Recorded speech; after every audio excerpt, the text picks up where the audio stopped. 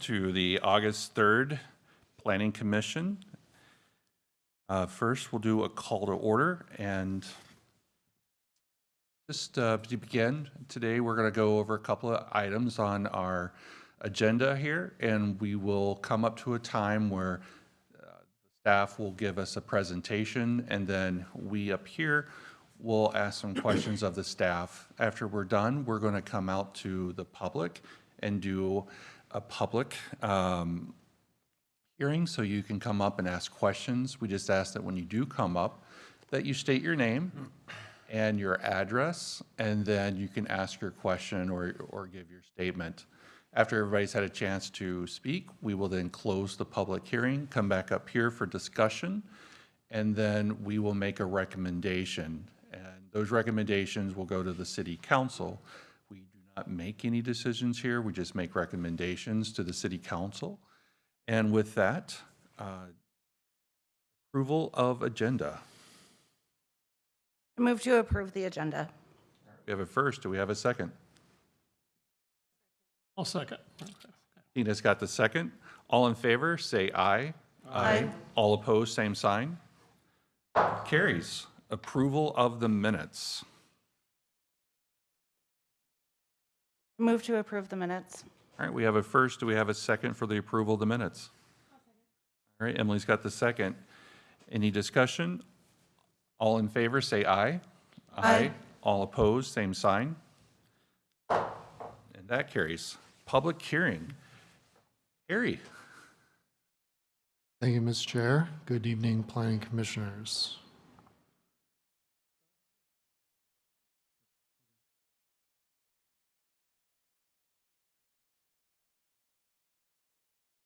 Good. So the first item on our agenda is the Larson Properties addition. It's at 1515 30th Street Northwest. It's a preliminary and final plat and a variance. The owner of the property is Larson Properties LLC. The applicant is John Schulte on behalf of Jones Hawes Smith, on behalf of the property owner. The proposal in front of us is a preliminary and final plat. It would be to create one buildable lot and then one future developable lot. And then the other proposal is for a dead-end street variance. Here's where the property is located, just in relation to different parts of Faribault. And here's the property zoomed in a little bit more with an aerial. So we are just looking at these two properties that are outlined in yellow.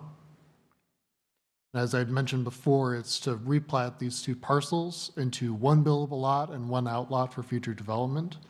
On that outlot for future development would actually be some stormwater infrastructure that would help serve the one buildable lot, and then it would also serve any future development that would happen on that outlot. The variance is to allow an approximate 716-foot long dead-end road. The maximum that we can have within our ordinance is 650 feet. So we're looking at a variance of about 60 feet. Here's the final plat on the left, and then like a very rough diagram of the variance distance. So it's approximately 716 feet from the intersection of 30th and Industrial Drive all the way down to what would be the middle point of a turnaround on the south side. In terms of the preliminary plat and the final plat, they have met a lot of the requirements for zoning as well as our subdivision ordinance, and have sort of moved forward the comprehensive plan goals for this particular area. In terms of the variance, so practical difficulty is established, as this road partially exists all the way to, or at least very close to this point. It really has nowhere else to go but to terminate into a cul-de-sac. So can't go east, can't go west. There's existing development on either side, or the railroad tracks if we're talking about going east. And then to the south is actually the parkland that was dedicated in the original Northern Industrial Park plat. So we do feel like that this is a variance worth granting from staff's point of view. In general, we do feel like these proposals meet our comprehensive plan and zoning requirements.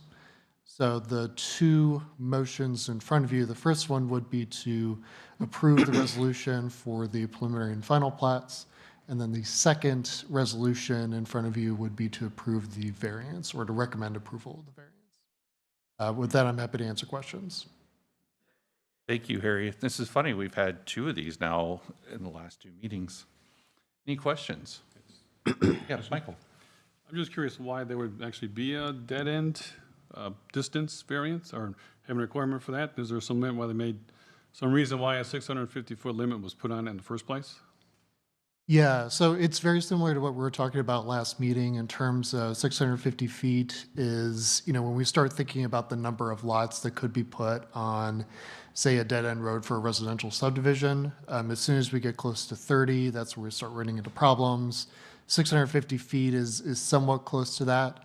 The other side of that is really just making sure that we are not resulting in a situation where we have lots very far down a dead-end road that are in some sort of trouble.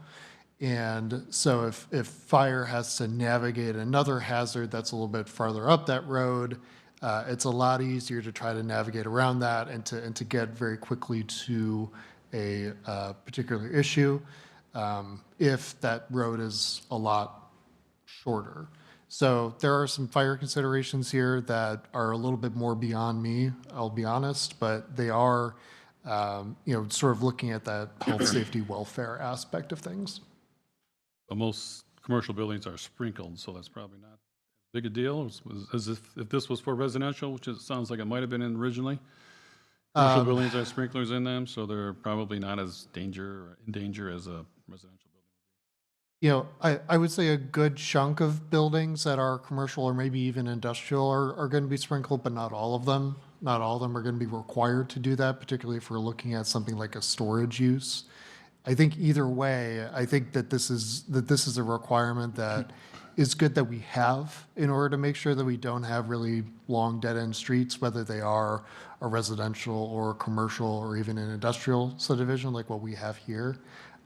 It's making sure that we're requiring some sort of block so that we can have connectivity to adjacent parcels. There are health, safety, welfare considerations with this, but also at the same time, connectivity also plays into why we don't have dead-end streets. Mr. Yes, Chairman? Tina. It has the ability for the road to go all the way through. Is there a reason why they didn't take it all the way down? The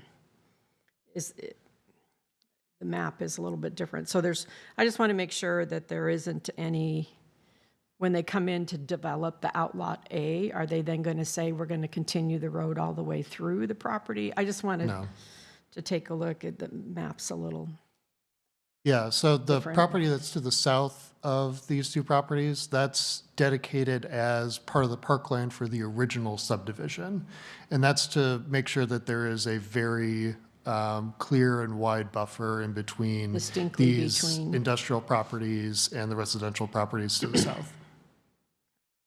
So that would remain. There would be no impact to that. Questions? All right, we're going to open up public hearing. And with public hearing, again, when you come up, please state your name and your address and ask your question or give your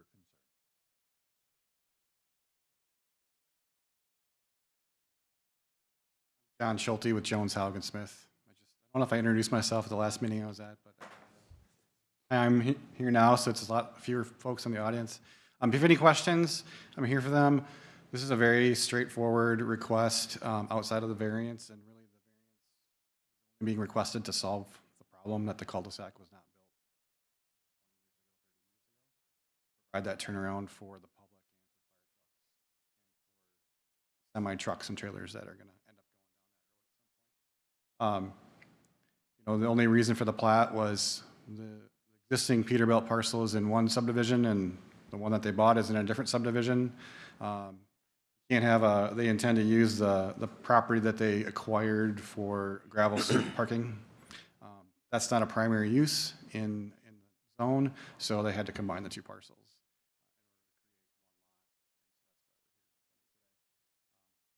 It's very straightforward, minor amount of sanitary sewer and water extension, a little bit of stormwater, but if you have any questions, I'm here. Thank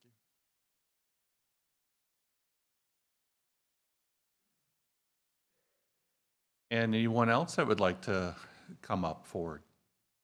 All right, well, we're officially closing public hearing, and we're coming back up for discussion. And any discussion questions? Chair, I'd like to make a motion to approve the preliminary and final plats for the Larson Properties. Thank you, Sam. Do we have a second? A second. Thank you, Michael. Any discussion? All in favor, say aye. Aye. All opposed, same sign. All right, resolution A1 passes. I make a motion to approve the resolution regarding the variance for the Larson Properties addition. All right, we have a first and a second. Second. Ed has a second. Any discussion? All in favor, say aye. Aye. All opposed, same sign. Motion A2 carries. And Harry, resolution B. Yes, thank you, Mr. Chair. Things to show up on your screen really quick.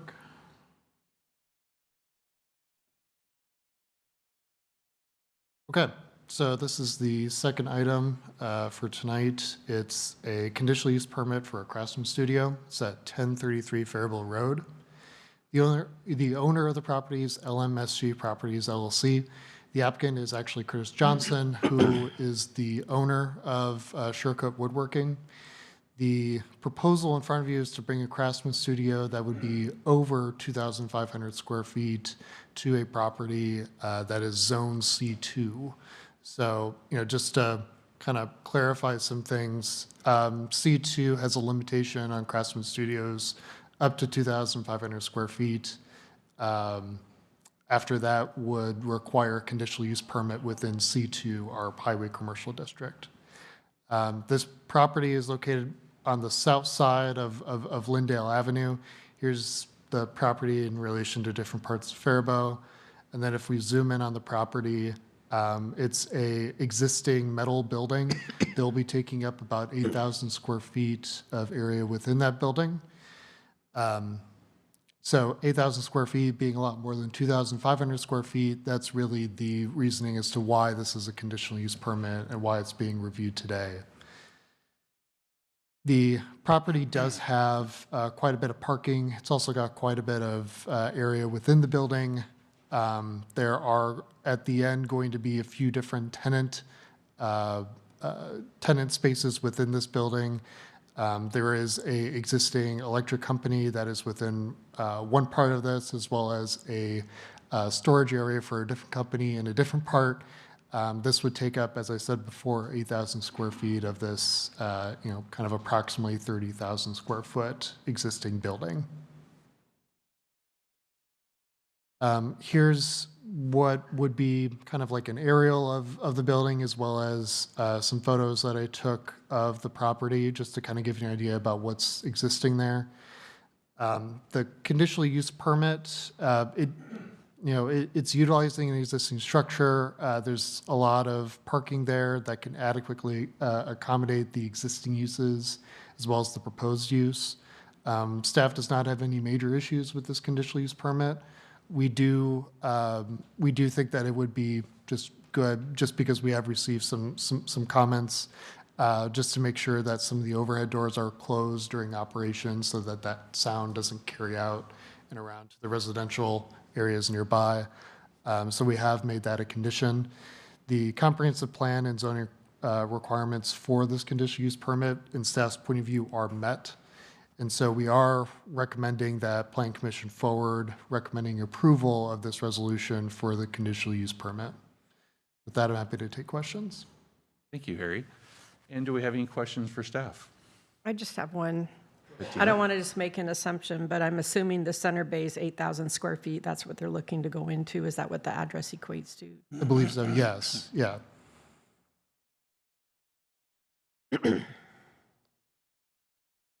Additional questions? All right, we'll open up public hearing. Again, if you are coming here to talk about the Craftsman Studio, please come up forward, state your name and address, please. My name is Joel Hanson. I live at 8 St. James Bay, so just up the hill from the business that's already there. So just had a question. Under the conditional use permit, can the hours change at a later date? So they're scheduled to be 7 to 5, Monday, Tuesday, Wednesday, and Thursday, no Friday or weekend work. Just concern for noise in the evenings, if they change after 5, they go to a second shift or possibly on the weekends, so. Good question. And I don't know, I don't understand all the rules for a CUP, so I don't know if it can change later on or if they have to follow those specific what they applied for. We'll address that when we come back. Okay. Thank you. And anyone else that would like to come forward?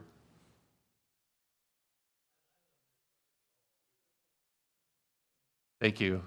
And please state your name and address. Abel Crosby, 10 St. James Bay, Faribault. Or to Joel. Our questions were the same. What happens with noise? Limits on the saws or power or that sort of thing? I know it used to be a woodworking shop.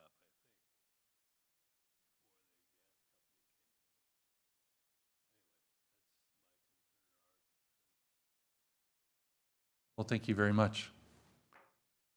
And anyone else from the audience that wanted to come forward?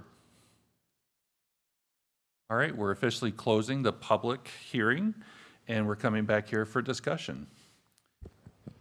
Sam? I would, Harry, is there any insight to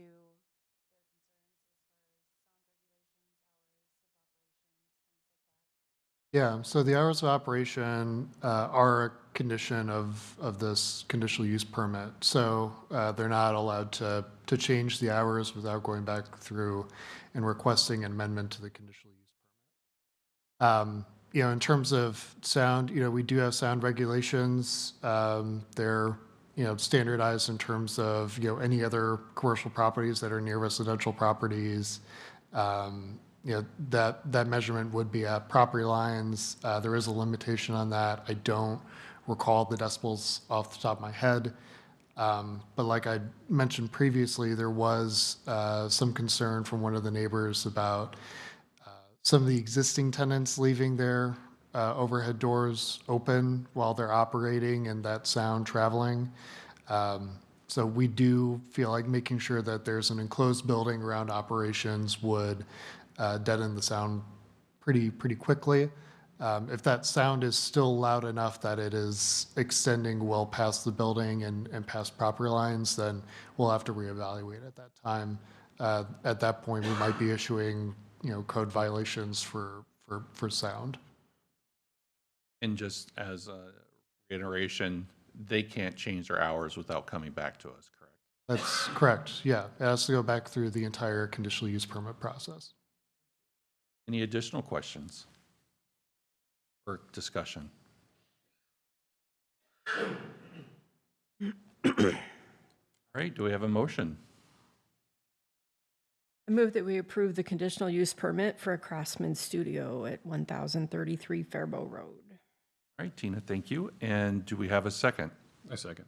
Michael has the second. Any further discussion? All in favor, say aye. Aye. All opposed, same sign. Measure passes. All right, requests to be heard, we have none. Items for discussion are none. Routine business is none. Harry, board and commission updates and reports. Yeah, so the recent items that went through city council, and I'm going to try to remember them off the top of my head, so maybe you guys can help me, but the first one was Calvary Hill Commons. So that did go through for all of its resolutions and the first reading of the ordinance to vacate part of Calvary Hill Drive. So that will be coming back alongside the resolutions that were forwarded here today.